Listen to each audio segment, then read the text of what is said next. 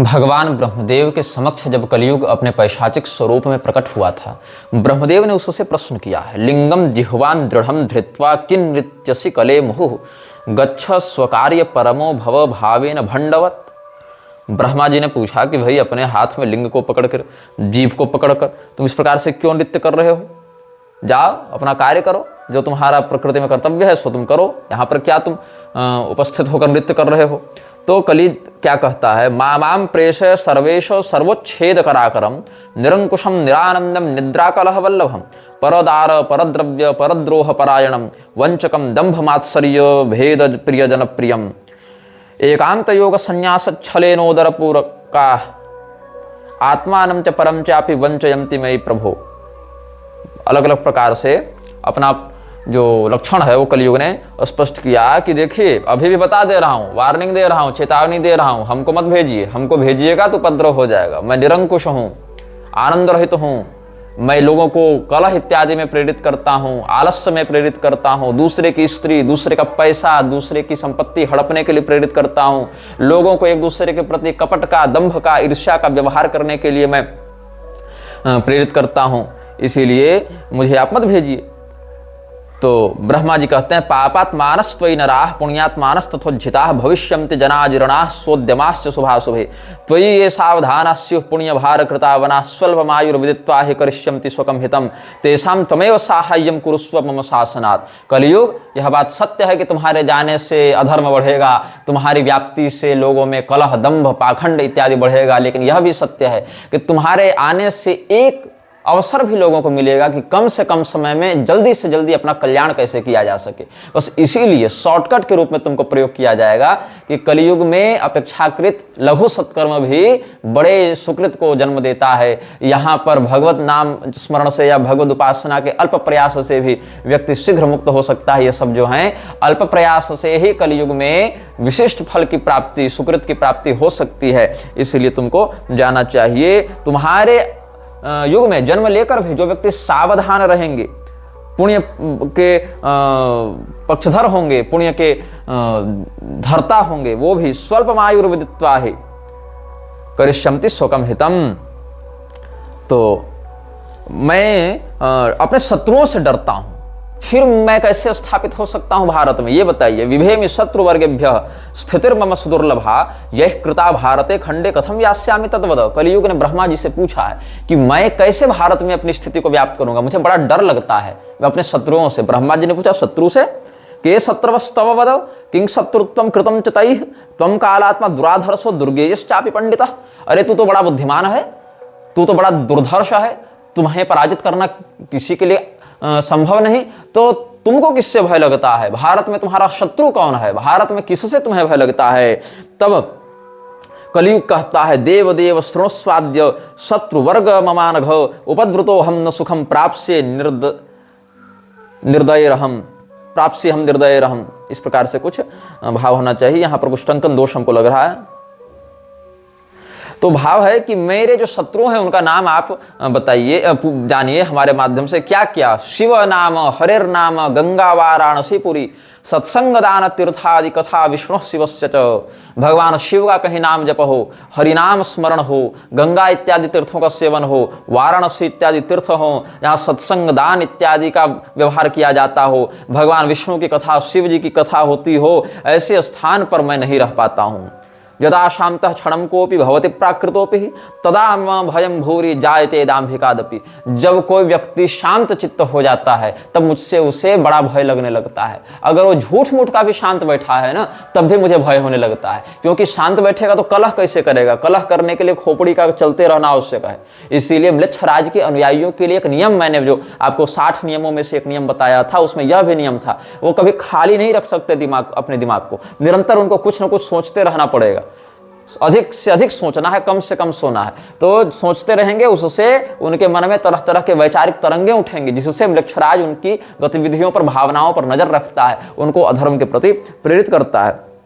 व्यग्रान व्यापृत चित्ताश्च पुत्रोदार परिवृतान दृष्ट्वा हृष्यामि भगवन् वेद सिद्धांत विद्युषः जितेन्द्रियैः शिवपरैः राग द्वेष विवर्जितैः सह नस्थातुमिच्छामि धैर्यैर्धैर्य विवर्धकैः उन्मूलितुं नामिच्छन्ति विभेमि तदनारतम्।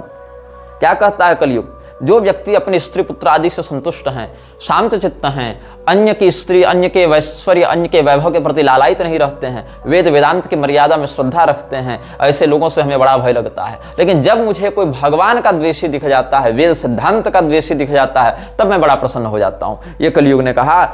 इसीलिए जहां धीर पुरुष हैं, विवेकी पुरुष हैं, धैर्यवान पुरुष हैं, वहां मैं नहीं रह पाता, क्योंकि ये लोग मेरा उन्मूलन करने के लिए तैयार हैं। तो ब्रह्मा जी कहते हैं, तब प्रभावात् तेषां ही प्रचारो विरलः सदा भविष्यति न संदेहो गच्छतिष्ठ यथा सुखम। कि अरे कलयुग, तूने जैसा कहा वैसा तो सब सत्य है, किंतु ये सब बहुत कम होंगे, ये सब बहुत अधिक नहीं होंगे जिनके कारण तुमको कष्ट होगा। इसीलिए तुम जाओ, अपना जो कालखंड है उसका तुम शासन करो, क्योंकि ये सब जो भगवान नाम परायण लोग होंगे, वेद सिद्धांत प्रतिष्ठापन में जिनकी निष्ठा होगी, जो सपुत्र धारा में संतुष्ट होंगे, जो धैर्यवान विवेकी होंगे, इनकी संख्या है ही कितनी। इसीलिए तुमको दिक्कत नहीं है, ये होंगे भी तो बड़े कम होंगे, जिससे तुम्हारे जो मूल कालखंडीय सत्ता है वो प्रभावित नहीं होगी, ये ब्रह्मा जी ने कहा। तो आपको अगर पूरी शंकराचार्य जी के वचनों का स्मरण होगा तो उन्होंने क्या कहा था, ब्रह्मा जी की योजना का पात्र है यह, ब्रह्मा जी की योजना का यह पात्र है, वृक्षराज इत्यादि। एक पंक्ति उन्होंने कही, उस एक पंक्ति के विषय में हमने कितना कुछ आपको बताया, कल की पुराण से बताया कि कैसे कलि पुरुष का पूरा जन्म ब्रह्मा जी के अधर्म वाली जो पृष्ठात्मिका सृष्टि है, पृष्ठ निर्गता सृष्टि है, वहां से हुआ है। और अब हम आपको ब्रह्म वैवर्त के परिशिष्ट काशी रहस्य से बता रहे हैं कैसे ब्रह्मा जी ने युग खंडात्मक व्यवस्था के अंतर्गत इसको अनिवार्यतः भेजा है। तो एक पंक्ति पूरी शंकराचार्य जी की कहां कहां से टकराई और कैसे आपके सामने प्रस्तुत हुई। अब कलियुग ने कहा, मम तेषां स्वभावस्तु विरुद्धः केन हेतुना उन्मीलितुं मामिच्छन्ति ते तु तानहमप्यहो। तब ब्रह्मा जी कहते हैं कि त्वं कालमल इत्युक्तो मले शुद्धिर्न विद्यते शत्रौ निर्मलास्ते तु ततः कलह एव च। यदा यः प्रबलस्तिष्ठति तदा विजयते परं तेषां प्रचारो विरलस्तव प्रौढ़ो भविष्यति विवेकिनां समीचीनस्त्वं विचारवतां सदा धीराः खलु कलो जन्म वाञ्छन्ति भगवत्पराः। क्या हो गया, हे कलियुग, तू काल का मल है। जैसे हमारे शरीर में मल मूत्र आदि अवशिष्ट भाग होते हैं ना, उनकी शुद्धि नहीं हो सकती, मतलब विष्ठा अब पवित्र कैसे हो सकती है, वैसे हे कलियुग तू तो पवित्र होगा नहीं, क्योंकि तू काल का मल है। समय चक्र की गंदगी क्या है, वही कलियुग है, समय चक्र का अवशिष्ट मल ही कलियुग है। इसीलिए तू पवित्र हो ही नहीं सकता है। हाँ, तुम्हारे जो शत्रु पवित्र होंगे, मतलब जो धर्म के सिद्धांत के श्रद्धालु जन जो पवित्र होंगे, वो भी कलह इत्यादि के माध्यम से तुम्हारे प्रभाव में आते रहेंगे, और जो प्रबल होता है वही विजयी होता है। इसीलिए उनकी धार्मिकता बहुत दुर्लभ हो जाएगी, उनका धर्म प्रचार बहुत क्षीण हो जाएगा, और कलियुग तुम्हारा प्रभाव ही प्रौढ़ हो जाएगा। ये सब कलियुग को कहा। और इसी कारण से कलियुग में विवेक पूर्वक भगवत शरण का, भगवत शरण का, भगवान मार्ग का आश्रय लेने वाला व्यक्ति शीघ्र ही सुकृत को प्राप्त होता है, सद्गति से युक्त हो जाता है। इसीलिए जो लोग विवेकी होंगे वो चाहेंगे हम कलियुग में जन्म लें और यहाँ अल्प प्रयास से मुक्त इत्यादि हो जावें। तो ये सब अलग अलग बातें कलियुग को कहा है इन्होंने। काशी महात्मा है तो विशेष करके भगवती गंगा से आवृत जो पंचक्रोशी क्षेत्र विशेष अविमुक्त है, जिसको काशी कहा जाता है, उसका यहाँ पर निरूपण किया गया है। और भगवान महादेव का वर्णन किया गया है। यहाँ पर वेद धर्मा का उपाख्यान बताया गया है।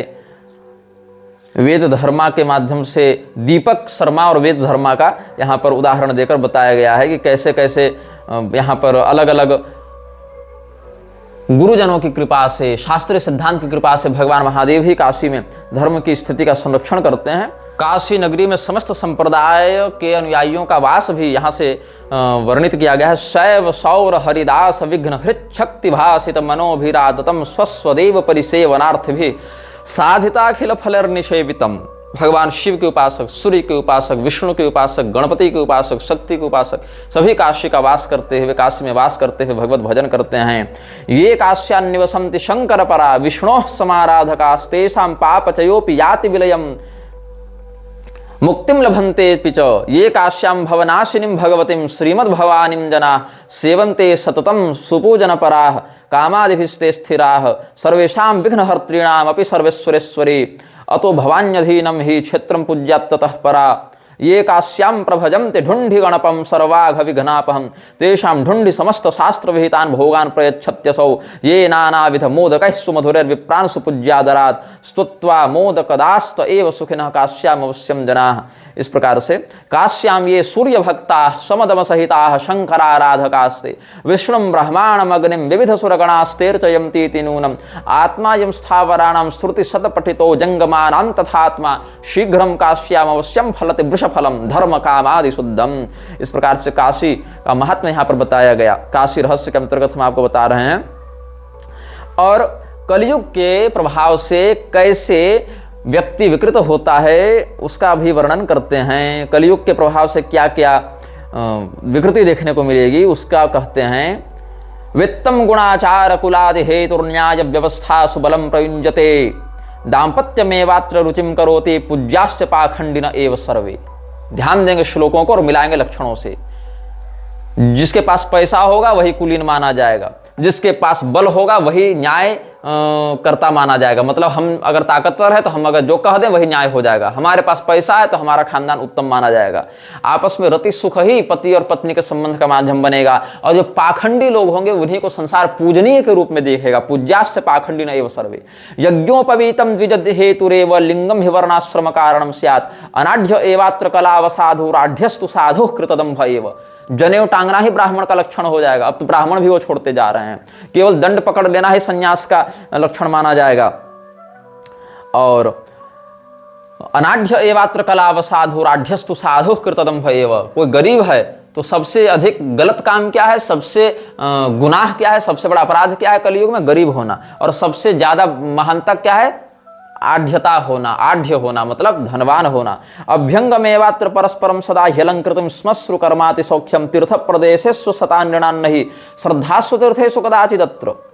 जो स्त्री और पुरुष में है नित्य आलिंगनादि के माध्यम से, मेकअप के माध्यम से, सौंदर्य प्रसाधन के माध्यम से शरीर को अधिक से अधिक आकर्षक रूप में प्रस्तुत करना ही श्रेष्ठ माना जाएगा। और दाढ़ी मूछ शेविंग इत्यादि भी केवल शारीरिक सौंदर्य की दृष्टि से लोग करवाएंगे। अगर सौंदर्य का खंडन होना लगे तो आजकल तो देखो बाप के मरने पर लोग माथा नहीं छिला रहे हैं। ये सब भी बातें हैं। ऐसे बड़े बड़े कथावाचक भरे हुए हैं जो अपने घर में सूतक लगने पर भी न माथा छिलाते हैं, न दाढ़ी बनाते हैं, नाखून काटते हैं, कुछ नहीं करते हैं। और जरूरत पड़ेगी तो प्रतिदिन कथा के मध्य संकल्पित होने के बाद भी दाढ़ी बनाकर सेविंग करके बैठ जाएंगे मंच पर। ये देख रहे हो कि नहीं? तीर्थ प्रदेशों में अश्रद्धा हो जाएगी और अतीर्थों के प्रति श्रद्धा होने लगेगी। ये सब बातें हैं। और कलौ धर्म सुविरलो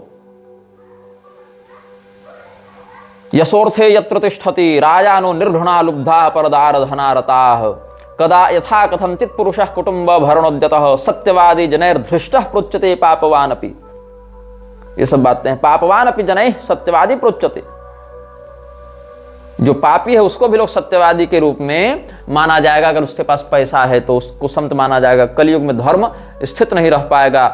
जहां पर यश की प्राप्ति हो, जहां पर पैसे की प्राप्ति हो, वहीं पर लोग धर्म भी करना चाहेंगे। न ब्राह्मणा वेद वेदार्थ निष्ठा प्रतिग्रहार्थ श्रुति धर्म युक्ता प्रतिग्रहार्थम श्रुति धर्म युक्ता। केवल दान लेने के लिए लालायित होकर लोग वेद इत्यादि का अध्ययन करेंगे। वेद वेदार्थ के ऊपर निष्ठा रखकर ब्राह्मण वेद पाठ नहीं करेंगे। विक्रीय कन्याश्च सुतान परस्परम कुलाद्युपेक्षैव विवाह कारण।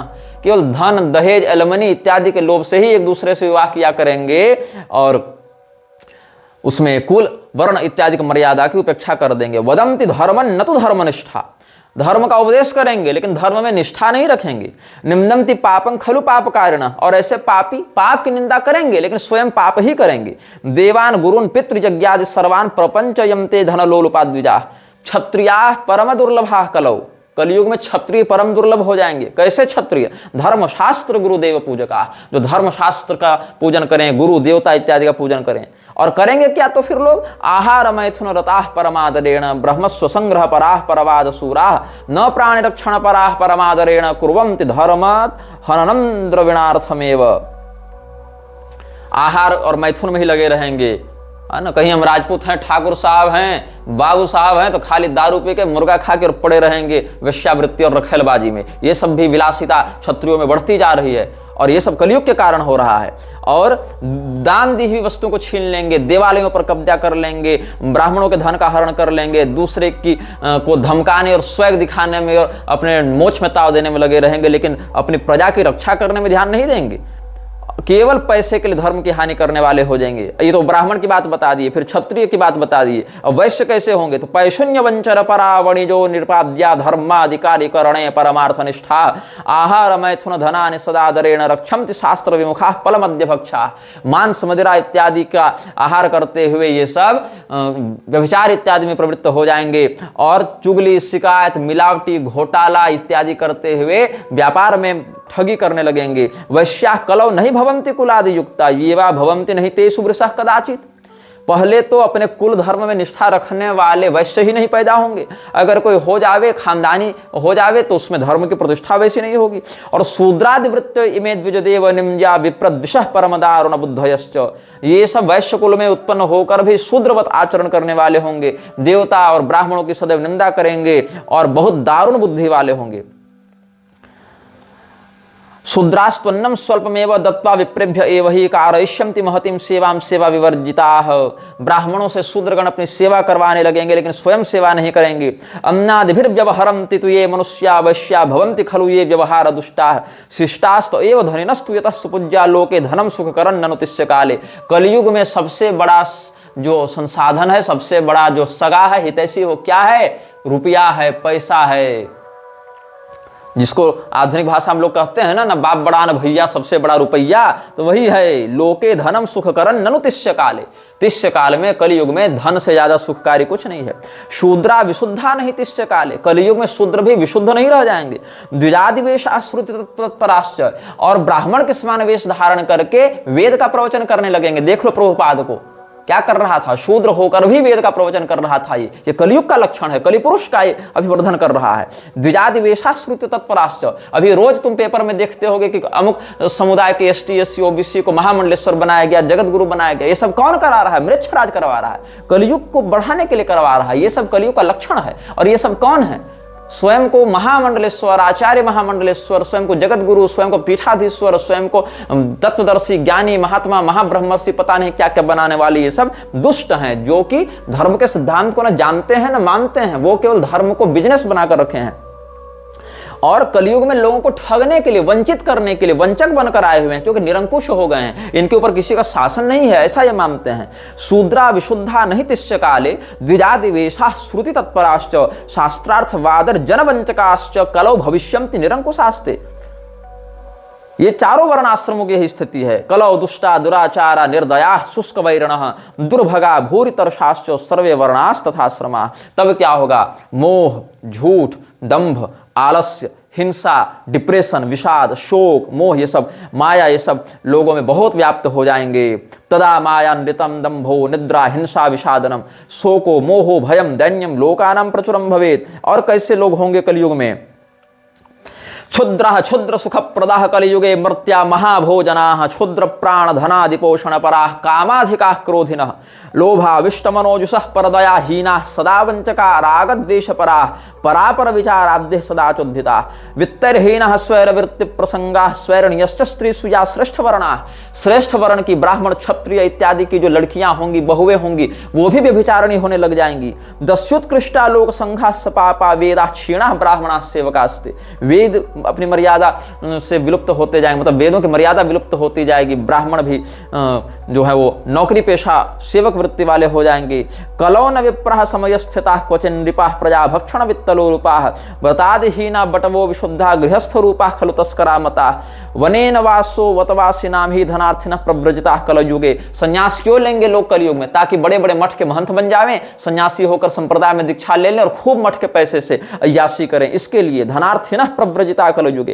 ह्रस्वास्त्रियो विपुलं भक्षयन्ति बालाः क्षुधार्ता बटवः कदर्याः वचांसि तिक्तानि वदन्ति चांगनाः शौर्यादिवि भत्स निषिद्ध कर्तृः पाखंड प्रभवा विप्राः क्षत्रियो वणिजो मताः वणिजः कूटकर्तारः संपदः पाप हेतवः। ये सब पितृपक्षम परित्यज्य भार्या पक्षम भजन्ति ही गुरुवाक्यम न कुर्वन्ति स्त्रीणाम दास्य परा नरा। अपने बूढ़े माता पिता को कुंभ में छोड़कर भागने वाले तो तुमने सैकड़ों देखे होंगे। अपने सास ससुर को, कोई ससुराल वाले को कोई पुरुष अभी छोड़कर आया है? नहीं। पत्नी की बात सब मानेंगे, लेकिन माता पिता की बात मानने वाले लोग नहीं होंगे ये सब। और शूद्र लोग क्या करेंगे? शूद्र लोग दान लेने के लिए साधु का वेश बना लेंगे, कहेंगे हम तपस्वी हैं, हम शास्त्र का निर्णय बताएंगे, और अलग अलग वेश धारण करके लोगों को ठगा करेंगे। और पाप करने के बाद लोग प्रायश्चित नहीं करेंगे। और धर्म को जो नहीं जानते हैं, धर्म के विषय में जिनको कुछ नहीं पता है, ऐसे मूर्ख, ऐसे पाखंडी, ऐसे दंडनीय लोग भी व्यासपीठ पर बैठकर धर्म का व्याख्यान करेंगे। ये कलयुग का लक्षण देख लो। शास्त्र क्या कहते हैं? शूद्राः प्रतिग्रह परा निर्णयज्ञास् तपस्विनः नाना वेशैर्वञ्चयन्तो लोकान् वाक्पाटवैः शनैः प्रायश्चित्तं करिष्यन्ति पापं कृत्वापि नो जनाः धर्मं वक्षन्त्य धर्मज्ञा अधिरुह्योत्तमासनम्। आज देख लो, अधोक्षजानंद को देख लो, वासुदेवानंद को देख लो, और मुरारी को देख लो, रामभद्राचार्य को देख लो, धीरेन्द्र शास्त्री को देख लो, रविशंकर को देख लो, ये क्या नाम है इसका, शक्तिपुत्र को देख लो, और अनिरुद्धाचार्य को देख लो, देवकी नंदन को देख लो, और हित अम्बरीश को देख लो, उधर रजस्वला स्त्री से भगवान को भोग लगवा देने वाले प्रेमानंद को देख लो। ये सब धर्म के विषय में कुछ नहीं जानते, इन बड़े बड़े ऊंचे ऊंचे आसनों पर बैठकर धर्म का विस्तार करने के लिए तैयार हो जाते हैं। और जो लोग धर्म के विषय में पढ़े हैं, जानते हैं, ऐसे लोग भी, चाहे मलुपीठ वाले राजेंद्र दास हों, चाहे कौशले सदन वाले वासुदेवाचार्य हों, चाहे रामलला स्थान वाले राघवाचार्य हों, चाहे ज्योतिष पीठ वाले मुक्तेश्वरानंद सरस्वती हों, चाहे पूरी पीठ के स्वामी निश्चलानंद सरस्वती हों, ये सब लोग भी प्रत्यक्षतः या परोक्षतः ऐसे लोगों से खूब मिलते जुलते देखे जाते हैं, ऐसे लोगों के साथ खूब हंसी मजाक करते, खूब यशोवर्धन करते देखे जाते हैं। तो जो नहीं पढ़ा है वो धर्मज्ञ के रूप में आसन पर बैठा हुआ है, और जो पढ़ रहा है, पढ़ा हुआ है, वो भी जाकर उन्हीं लोगों के साथ या उन लोगों को अपने पास बुलाकर उनसे खूब बढ़िया राग भोग कर रहा है, हंसी मजाक कर रहा है। क्यों हो रहा है? क्योंकि कलयुग मन में विकृति को उत्पन्न कर रहा है, इसीलिए ऐसा हो रहा है। समानार्थम यत्न परा महत सुद्विजु साधुसु प्रजा कलो पापशीला अतो दुख समन्विता। ये सब बातें बहुत हैं। और पितरम मातरम चैव न सेवन्ते कदाचन पुत्रदारापराधीना मैथुनादि प्रिया सदा उपकारे महति च स्वल्पोपकृति वर्जिता निर्लज्जा विष्णु शिवयोर्द्रोहिणः काश्य सम्मता। ये सब बहुत कुछ कलयुग के लक्षण में बताए गए हैं। और कलयुग के लक्षण को तो आप सब देख भी रहे हैं, अनुभव भी कर रहे हैं। हम सब उससे अलग अलग समयानुसार आक्रांत होते रहे हैं, क्या कहें। लेकिन बात है कि हम कलयुग के प्रभाव से बचे रहने के लिए क्या करें? सब धर्मवान बने रहें, सत संप्रदायाश्रित बने रहें, और जो पाखंडी हैं उनका विरोध करने का प्रबल साहस रखें। आकाश में ही सबको उड़ना है, मच्छर से लेकर गरुड़ को, लेकिन जिसकी जितनी उड़ान है उतना तो उड़ेगा, उस उड़ान का प्रयोग तो करेगा। तो हम आपको प्रभुपाद के विषय में बता रहे थे। प्रभुपाद ने क्या कहा है, अलग अलग प्रकरण में हम आपको बता चुके हैं।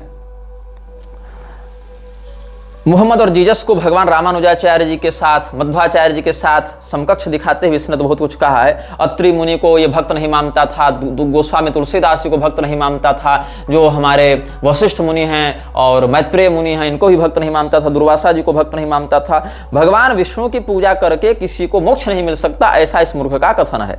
क्या लिखता है? One can not get the benefit of milk by drinking yogurt, similarly one can not get celebration by worshipping Lord Shiva, if one wants celebration one must worship Lord Vishnu, ऐसा इसका मत है।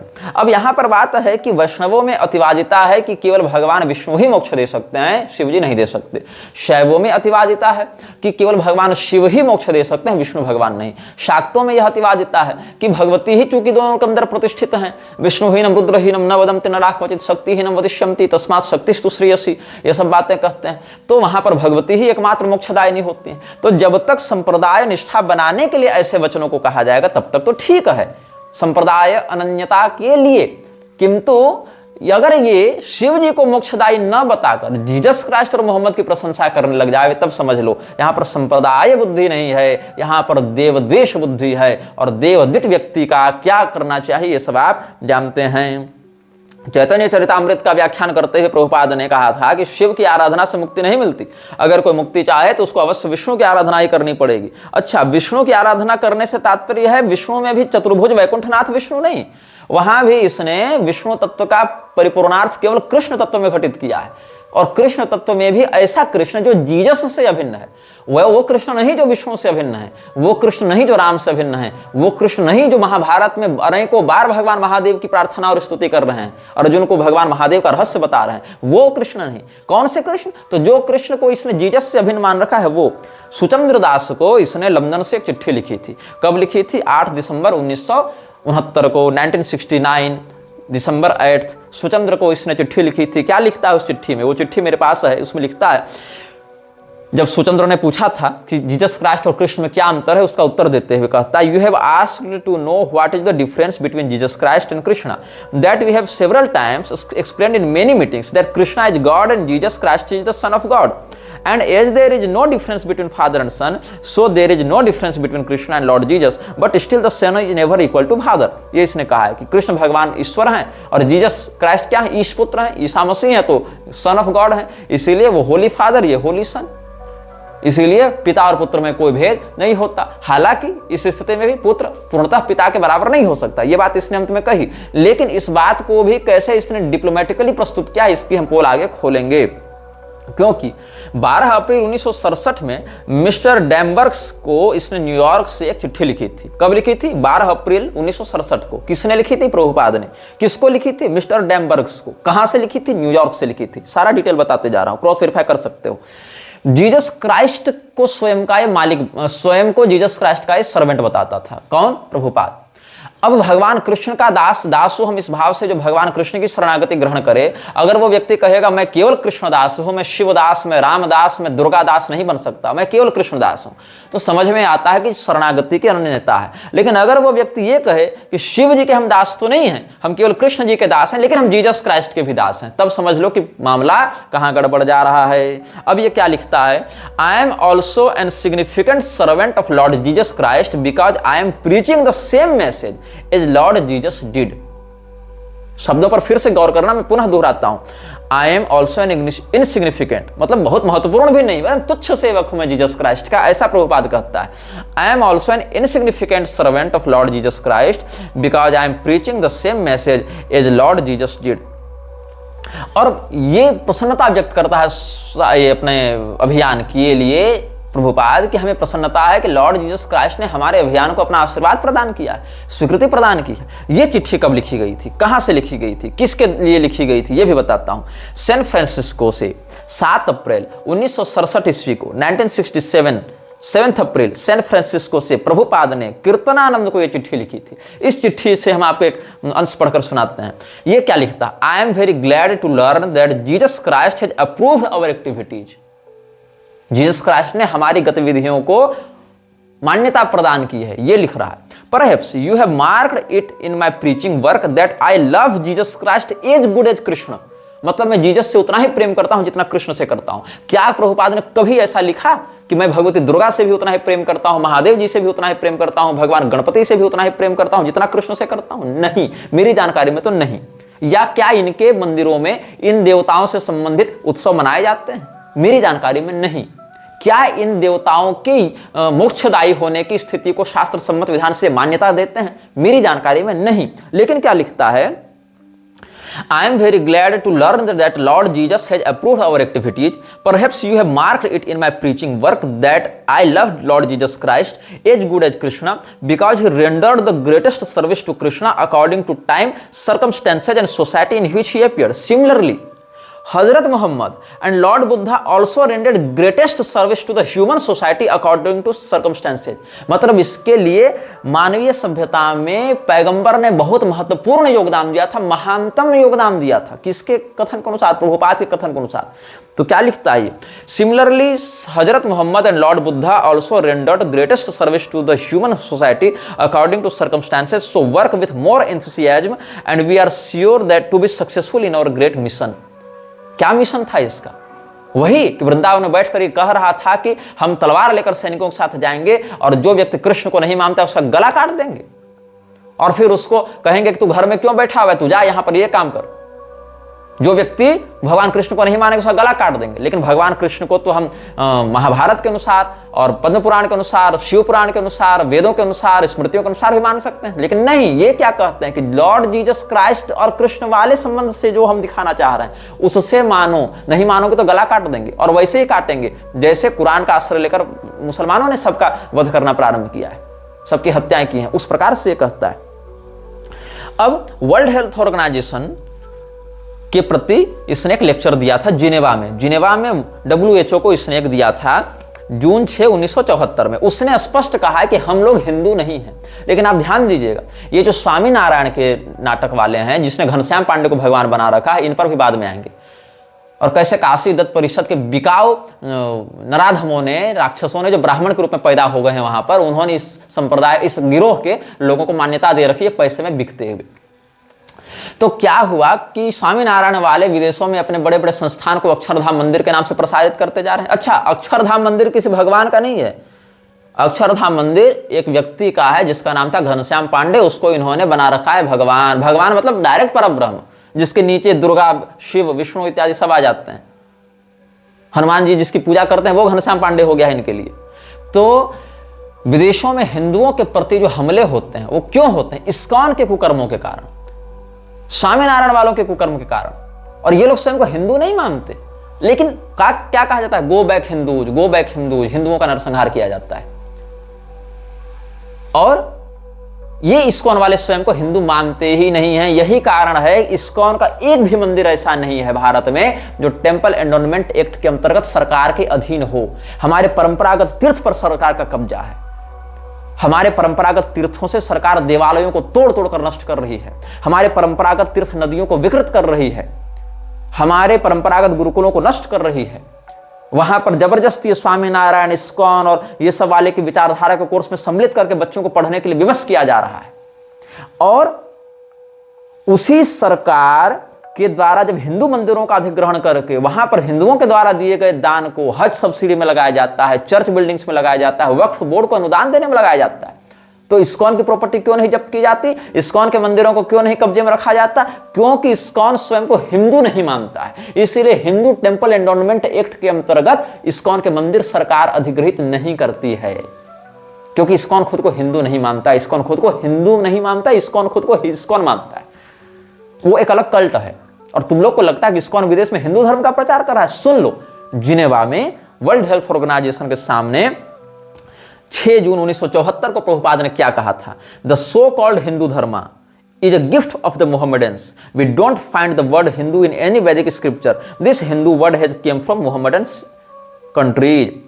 और देख लो, हांगकांग में 20 अप्रैल 1972 को इसने जो लेक्चर दिया था, इस घटना से 2 साल पहले, वहां भी कहता था Hindu is a foreign name given by the Mohammedans. और सुनो, 14 मई 1969 को जो लेक्चर इसने कोलंबस में दिया था, वहां पर क्या कहता है? द वैदिक conception is varnashrama dharma. The Hindu term is not found in any Vedic literature. It is a name given by the Mohammedans so far I know. और आगे क्या कहता है? यही सब बातें हैं। और ये जो इस्कॉन की मानसिकता है कि हिंदू हम नहीं हैं, हिंदू हम नहीं हैं, उसके विरुद्ध जो है हम आपको बताएं, गर्व से कहो हम हिंदू हैं, इस प्रकार का एक निबंध ग्रंथ है। करपात्री स्वामी जी के भी कुछ उसमें निबंध हैं और कुछ पुरी के शंकराचार्य जी के भी हैं। उसमें ये कालिका पुराण और सांगधर पद्धति का आश्रय लेकर बताते हैं, बलिना कलिना छम्ने धर्मे कवलिते कलो यवनै रवनिक क्रांता हिंदवो विंध्यमाविशन। काले न बलिना नूनम धर्म कलिते कलो यवनैर घोरमाक्रांता हिंदवो विंध्यमाविशन। यवनै रवनिक क्रांता हिंदवो विंध्यमाविशन बलिना वेद मार्गोयम कलिना कवलिकृतः। इस प्रकार के श्लोकों का उन्होंने प्रमाण दिया है। हाँ, ये श्लोक वर्तमान में कालिका पुराण की प्रचलित प्रति में प्राप्त नहीं होते हैं उस रूप में, किंतु प्राचीनतम ग्रंथों में इनका संदर्भ प्राप्त होता है। इसलिए समझना चाहिए कि ये परिशिष्टादि में भी या बृहत्तर संस्करण आदि में भी प्राप्त होते होंगे। तो यहाँ पर ये स के स्थान पर ह का प्रयोग कैसे होता है? सिंधु स्थानमिति ज्ञेयम राष्ट्रमार्यस्य चोत्तमम, इस प्रकार से भविष्य पुराण के वचनों से बताते हैं। और वृद्ध स्मृति का वचन जो हम पहले इसी लक्षराज श्रृंखला के अंतर्गत अनुभागों में बता चुके हैं, हिंसया दूयते यश्च सदाचार सुतत्परः वेद गो प्रतिमा सेवी स हिंदू मुख शब्द भाग, इस प्रकार से कहते हैं। और भविष्य पुराण के प्रतिसर्ग पर्व के प्रथम खंड में सप्त सिंधुस्त तथा सप्त हिंदुर यावनी च, ये सब का प्रयोग किया गया है। और हेमंत कवि कोश में हिंदुर ही नारायणादि देवता भक्त या हीनम च दूषयत्येव हिंदुरित्युच्यते प्रिय, ये सब मेरुतंत्रादि के वचन से, हेमंत कवि कोश के वचन से, शब्द कल्पद्रुम के अनुसार हीनम दूषयति हिंदु, पारिजात हरण नाटक के अनुसार हिनस्ति तपसा पापाम दैहिकाम दुष्ट मानसान हेतुभिः शत्रुवर्गम च स हिंदू रभिधीयते, या राम कोश के अनुसार हिंदुर दुष्टो न भवति नानार्यो न विदूषकः सद्धर्म पारको विद्वान श्रौत धर्मपरायणः। इस प्रकार के वचनों का आश्रय लेकर उन्होंने बहुत अच्छी मीमांसा प्रस्तुत की है हिंदू धर्म के हिंदू शब्द पर। तो हिंदू धर्म वर्णाश्रम समन्वित, हीनता विरहित सनातन धर्म का ही प्रचलित पर्यायवाची नाम है, ऐसा समझाना जाना चाहिए। अब ये जो प्रभुपाद की हम आपको बात बता रहे थे, प्रभुपाद के ही अनुयायी अमोघ लीला प्रभु ने जो अनटोल्ड रामायण सीरीज निकाली थी, उसके पहले ही वीडियो में अनटोल्ड रामायण पार्ट 1 में, जहां वो कहता है कौन से रामायण पढ़े, वहां इसने कहा गोस्वामी तुलसीदास जी के रामायण मत पढ़ो। क्यों? आप उसको देखेंगे 3.5 मिनट के बाद से। वहां कहता है कि गोस्वामी जी ने और श्रीधराचार्य जी ने ब्राह्मणों को संतुष्ट करने के लिए वर्णाश्रम धर्म और अद्वैत का प्रतिपादन किया, जो कि उनको नहीं करना चाहिए था इसके अनुसार, और इसीलिए वो प्योर वैष्णव नहीं है, वो प्योर विष्णु भक्त नहीं है, और वो मायावादी टच में आ गए थे। और गोस्वामी जी भृगुवंशी थे, भृगु जी ने लात मारी थी विष्णु भगवान के सीने पर, इसीलिए हम गोस्वामी जी के रामचरितमानस नहीं पढ़ेंगे। रामचरितमानस जिसके कारण घर घर में भगवान श्री रामचंद्र जी की कथा व्याप्त हो गई, घर घर में लोग उसका हर जाति वर्ग में पाठ करने लगे, उसका ये विरोध कर रहा है। कौन? अमोघ लीला प्रभु। और क्या कहता है कि गोस्वामी जी भृगुवंशी ब्राह्मण थे, इसीलिए हम नहीं पढ़ेंगे। अरे मूर्खों, तो वाल्मीकि जी भी भृगुवंशी ब्राह्मण थे। पद्म पुराण, विष्णु पुराण इत्यादि उठाकर देख लो। विष्णु पुराण और पद्म पुराण को तो तामसी पुराण मानकर अप्रामाणिक नहीं कहोगे ना तुम लोग। तो ब्राह्मणों का बोलबाला था जो जन्मना वर्ण व्यवस्था मानते थे, इसीलिए हम लोग जन्मना वर्ण व्यवस्था का विरोध करेंगे, गोस्वामी जी का विरोध करेंगे, जबकि ये अमोघ लीला प्रभु स्वयं ब्राह्मण नहीं है, अरोड़ा है, इसीलिए वर्णाश्रम व्यवस्था का विरोध करता है। अब प्रभुपाद के अन्य वक्तव्यों पर हम आपका ध्यान आकृष्ट करवाना चाहेंगे। जहां पर एक जगह कृतनानंद स्वामी इत्यादि ने या और भी लोगों ने कहा है, इसी के अनुयायियों ने क्या कहा है कि जीसस क्राइस्ट वास्तव में कृष्ण ऋषि थे। क्या थे? His holiness Isha putra Krishna rishi was incarnated in Jewish body as Jesus Christ. ये अलग लेवल एक फ्रॉड देखो। जीसस क्राइस्ट कौन थे इन लोगों के लिए? ईश्वर के पुत्र जो कृष्ण ऋषि थे, कृष्ण ऋषि थे, वही क्राइस्ट बनकर अवतरित हुए कि यहूदी घर में। और क्या कह रहा है? Israeli society is cosmopolitan. I have chanted in the streets and beaches there, but I can't dance and chant in Gaza even if it were open. I can't do it in the West Bank either. Hamas, Hezbollah and the Palestinian Authority won't allow Hare Krishnas to propagate their religion in public, and they make severe restrictions even in private. It's that way all over the Middle East except for Israel. Israel is the only Middle Eastern country where we as Hare Krishnas are free to practice and promote our spirituality to our heart's content. If any of the administrators of the Palestinians have their way, Israel will be destroyed. In their version of Palestine, Hare Krishna will be silenced. What does that tell you? Israel की प्रशंसा करते हुए ISKCON कहता है कि Israel ही मध्य पूर्व में एकमात्र ऐसा देश है जहां हम लोग हरे कृष्ण का उच्चारण कर सकते हैं, हरे कृष्ण का कीर्तन कर सकते हैं। फलस्तीन इत्यादि में नहीं कर सकते, अन्यत्र नहीं कर सकते, हमें मार दिया जाएगा। इस्कॉन को चलाने वाली जो जीबीसी है, गवर्निंग बॉडी है, उस गवर्निंग बॉडी के टॉप टियर जो अधिकारी हैं, वो सारे लगभग 80-90% लोग या तो यहूदी कंटेम्प्रेरी रूप में अभी हैं या फिर वो यहूदी रह चुके हैं। और एक बार यहूदी होता है, यहूदियत से बाहर नहीं निकलता है। वो हो सकता है अपने स्वार्थ के कारण बाहर से आपको हिंदू लग रहा हो, लेकिन रहेगा वो यहूदी है। और यहूदी लोग हिंदुओं के कोई मित्र नहीं है, कोई हितैषी नहीं है। इजराइल भारत का कोई हितैषी नहीं है। यहूदियों के द्वारा कैसे वृक्षराज की व्यवस्था को आगे विशेष करके बढ़ाया गया है, इस पर हम इसी श्रृंखला में आगे समयानुसार सप्रमाण चर्चा करेंगे। तो एक जो पुस्तक इन लोगों ने छपवाई थी, सतस्वरूप दास ने या किसने लिखी है, जिसको कहते हैं प्रभुपाद लीलामृत। प्रभुपाद लीलामृत अनबॉक्सिंग, ऐसे आप गूगल में सर्च करेंगे तो आपको वीडियो इत्यादि मिल जाएंगे। तो प्रभुपाद लीलामृत को ये जब अनबॉक्सिंग कर रहे थे, कुछ नहीं, प्रभुपाद की जीवनी है जहां भर भर टोकरी बकवास की गई है उसकी महानता के बारे में। तो क्या हुआ, अनबॉक्सिंग प्रभुपाद लीलामृत को आप देखेंगे तो उसमें स्पष्ट कहते हैं ये लोग, this book is more important than Shrimad Bhagavad Gita and Shrimad Bhagavatam. और ये सब आपको कहाँ मिल जाएगा? ISKCON youth forum, ISKCON Delhi live, ये सब आपको चैनल्स जो यूट्यूब में है वहां ये वीडियोज मिल जाएंगे। मतलब पहले इन लोगों ने क्या सिद्ध किया? पहले इन लोगों ने सिद्ध किया कि श्रीमद् भागवत और जो श्रीमद् भगवत गीता है वो कुरान और बाइबल के समकक्ष है। ऐसा इन लोगों ने सिद्ध करने का प्रयास किया, जिसका हम आपको प्रमाण दे चुके हैं। The Vedas, the Bible, the Quran and all such authentic literatures are tangible support to the man who believes in God. या फिर ये तो 1956 में लेक्चर दिया था, और न्यूयॉर्क वाला लेक्चर क्या कहता है, shrutayah means revealed scriptures, just like in the world there are many revealed scriptures, there are Vedas, Puranas, the Bible, the Quran. ये सब इसने कहा था, मतलब ये सब जो हैं वो इसके लिए एक ही ग्रंथ हैं। वेद, पुराण, कुरान, बाइबल इत्यादि में इसके लिए, प्रभुपाद के लिए कोई अंतर नहीं है, ये सब ये कहना चाह रहा है। और इसने यह भी कहा था कि हमारा जो यह जन्म है, हमें यह जो मनुष्य शरीर मिला है वो क्यों मिला है, ताकि हम ऐसे दिव्य ग्रंथों को पढ़ें और उसका तात्पर्य समझें, ऐसा ही कहना चाह रहा है। और कोई इनमें कोई अंतर नहीं है, ऐसा भी कहना चाह रहा है। We have got this opportunity, San Francisco में ही 13 मार्च 1967 में ये लेक्चर दिया था प्रभुपाद ने। भागवत का प्रवचन करते हुए क्या कहता है, we have got this opportunity, this human form of life with sense, so that we can understand the Srimad Bhagavatam, Bhagavad Gita और बाइबल और Quran, these are meant for civilised human society, ऐसा प्रभुपाद ने कहा है। लेकिन भगवत गीता और भागवत महापुराण को कुरान और बाइबल के समकक्ष बता दिया और कहा कि इनका स्थान मानवीय सभ्यता को बहुत महत्वपूर्ण तरीके से प्रभावित करता है, इनका महत्व उसके लिए बहुत अधिक है, इनका कार्य मानवीय सभ्यता को नई दिशा प्रदान करना है, ईश्वरीय तत्व से जोड़ना है। लेकिन फिर कुरान बाइबल को भागवत और भगवत गीता के तुल्य दिखाने के बाद अब इस्कॉन क्या कह रही है कि Prabhupada Lilamrita, this book is more important than Shrimad Bhagavad Gita and Shrimad Bhagavatam. मतलब हम अब पहले पुराणों को पढ़ना छोड़ दें क्योंकि वो तामसी हैं, केवल 2-4 पुराण पकड़े जहां से इस्कॉन अपने प्रमाण देता है, फिर ये समझे कि ये सब जो पुराण है ना वो लोग कुरान बाइबल के ही समान है, और अंत में कहो कि ये भी मत पढ़ो, केवल प्रभुपाद की जीवनी पढ़ लो। ये कैसे सिंडिकेट खड़ा किया गया है। तो प्रभुपाद लीलामृत क्या हो गया, this book is more important than Shrimad Bhagavad Gita and Shrimad Bhagavatam. और अमोघ लीला प्रभु का एक और तुम बकवास देखे होगे, यूट्यूब में उपलब्ध भी होगा, जहां वो कह रहा है कि प्रभुपाद का नाम लेने से भगवान कृष्ण बहुत जल्दी प्रसन्न हो जाते हैं। किसने कहा था रे? कृष्ण भगवान ने आकर कहा था।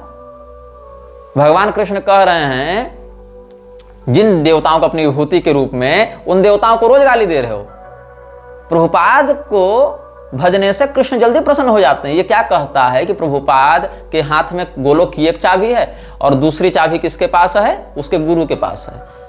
और प्रभुपाद का अगर तुम बाकी इधर सारे सत्कर्म करोगे, एक कोई बकवास भी दे रहा था कि कोई भक्त था, उसने अमुक अमुक सत्कर्म किए तो उसको 10 पॉइंट मिले, और गोलोक पहुंचा तो उसको कहा गया कि तुम तो भैया 10 पॉइंट लेकर आए हो, यहाँ 100 पॉइंट की जरूरत है सत्कर्म करके। तो उसने क्या किया, प्रभुपाद नाम लिया तो उसके 90 पॉइंट जुड़ गए। तो प्रभुपाद की कृपा से फिर उसको गोलोक में एंट्री मिली। अरे जिस अभय चरण डे को, जिस विमल प्रसाद दत्त को, जिस केदारनाथ दत्त को खुद गोलोक में एंट्री न मिले, ऐसे इसके कुकर्म रहे हैं, वो व्यक्ति गोलोक में लोगों को भेज रहा और चाबी लेकर बैठा हुआ है। वाह रे वाह नाटक। तो कहता है कि गोलोक की 2 चाबियां, एक प्रभुपाद के पास और एक उसके गुरु के पास, और प्रभुपाद का नाम लेने से भगवान कृष्ण और जल्दी प्रसन्न होते हैं और जल्दी गोलोक देते हैं। और प्रभुपाद की जो जीवनी है वो किससे बड़ी है, मतलब कृष्ण भगवान की कही गीता से और सुखदेव जी की कही श्रीमद् भागवत से भी ज्यादा महत्वपूर्ण कौन है, प्रभुपाद की जीवनी है। ये लोग कहना चाह रहे हैं। और प्रभुपाद खुद क्या कहता था, जिसके हाथ में गोलोक की चाबी थी, वो क्या कहता था, जो 19 नवंबर 1965 की बात है, Lord Jesus preached the message of God and I have taken up the same mission and it would be good luck for me if I can follow the footprints of Lord Jesus who preached the message of God in spite of all persecution. Lord Jesus is a living example how one have to suffer in this material world simply for the matter of preaching the message of God. तो ये क्या कर रहा है, हमारा वह सौभाग्य होगा अगर हम लॉर्ड जीसस क्राइस्ट के चरण चिन्हों का अनुसरण कर सकें। कौन कह रहा है, प्रभुपाद। वही प्रभुपाद जिसकी जीवनी गीता से भी अधिक महान हो गई, और वही प्रभुपाद जिसके हाथ में गोलोक की चाबी ये लोग बताते रहते हैं। तो ये सब तो फ्रॉड है इसका।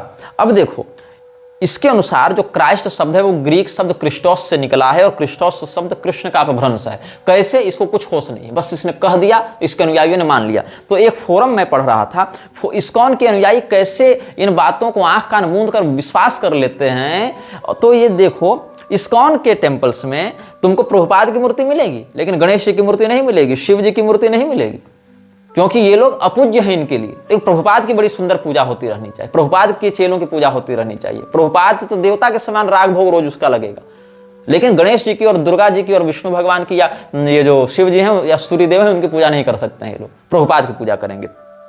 तो एक यूजर ने लिखा था, इस्कॉन से पूछा था कि sorry but where is your Vedic scriptural statement that Christ become Christos and then Christ. क्योंकि इसने कहा था ना हिंदू शब्द हमें वेदों में नहीं मिला है, इसीलिए हम खुद को हिंदू नहीं मानते। ठीक है भैया, नहीं मानते, लेकिन वेदों में यह भी तो नहीं मिला है कि क्राइस्ट शब्द कृष्ण से निकला है। इसका क्या वैदिक प्रमाण है तुम्हारे पास? तो पूछता है एक यूजर, ये कन्वर्सेशन था 26 जुलाई 2018 का। Sorry but where is your Vedic scriptural statement that Christ become Christos and then Christ as you state spiritual master speaks nothing more than what he heard and where is the historical proof also.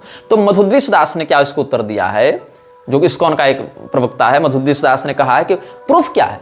Prabhupada ने कहा है, यही proof है। The proof is Srila Prabhupada said this. Srila Prabhupada is a pure devotee of Krishna, none different from Krishna. So that is the Vedic scriptural statement you are looking for. देख रहे हो थे मधुद्विष दास ने ये उत्तर दिया था। कब दिया था? 4 अगस्त 2018 को रात को 8:17 में। ये मैंने आपको सारा रिकॉर्ड बताया, क्रॉस वेरीफाई भी आप कर सकते हैं कि कृष्ण शब्द ही क्रिस्टोस बना, वही क्राइस्ट बना, इसलिए जीसस और कृष्ण एक हैं। ये वेद में कहाँ लिखा है? बोले वेद में क्या, हमारे श्रील प्रभुपाद ने कहा, यही वैदिक प्रमाण है। अच्छा, क्यों? क्योंकि श्रील प्रभुपाद जो है कृष्ण भगवान के प्योर डेवोटी हैं, और प्योर डेवोटी भगवान से अभिन्न हो जाता है। मे मतम ज्ञानी तात्म्य मे मतम, तो ज्ञानी सर्वोच्च भक्त और प्रभुपाद से बड़ा ज्ञानी बड़ा भक्त कौन? इसलिए वो कृष्ण भगवान से अभिन्न हो गया। इसीलिए हमारे प्रभुपाद ने जो कहा वही वेद प्रमाण है। ये देख रहे हो इन लोगों की थेथरे, यही वेद प्रमाण हो गया इनके लिए। मतलब अगर हम कहीं धर्मशास्त्र से कोई बात दिखावें तो कहेंगे नहीं नहीं ये तो प्रक्षिप्त है, ये तो तामसी, हम इसको नहीं मानते, ये सब मायावादी है। अच्छा, अगर इनसे पूछो तुम ही बता दो तुम जो कह रहे हो उसका क्या प्रमाण है, तो नहीं नहीं हमारे प्रभुपाद ने कह दिया ना वही प्रमाण है, क्योंकि वो तो परम भक्त हैं भगवान के। तो प्रभुपाद के अनुसार Goswami Tulsidas was not pure Vaishnav. Prabhupada के अनुसार referring Mr Prabhupada, Srila Prabhupada, Durvasa Muni was non devotee, Atri मुनि वाज नॉन डिवोटी, वशिष्ठ मुनि was non devotee, Maitreya Muni was non devotee, Swami Karpatri ji, Swami Akhandanand ji are rascals, Goswami Tulsidas is a non devotee, but Prabhupada is a pure devotee, and what Prabhupada says should be considered as a bona fide Vedic example and Vedic reference. ये इन लोगों ने प्रपंच बना रखा है, ये इन लोगों ने मानसिकता विकृत कर रखी है लोगों के मन में। वीडियो जल्द ही हटा दिया जा सकता है, कृपया थर्ड पार्टी एप्स का उपयोग करके डाउनलोड करें। आप इस वीडियो को अपने चैनल पर फिर से अपलोड भी कर सकते हैं।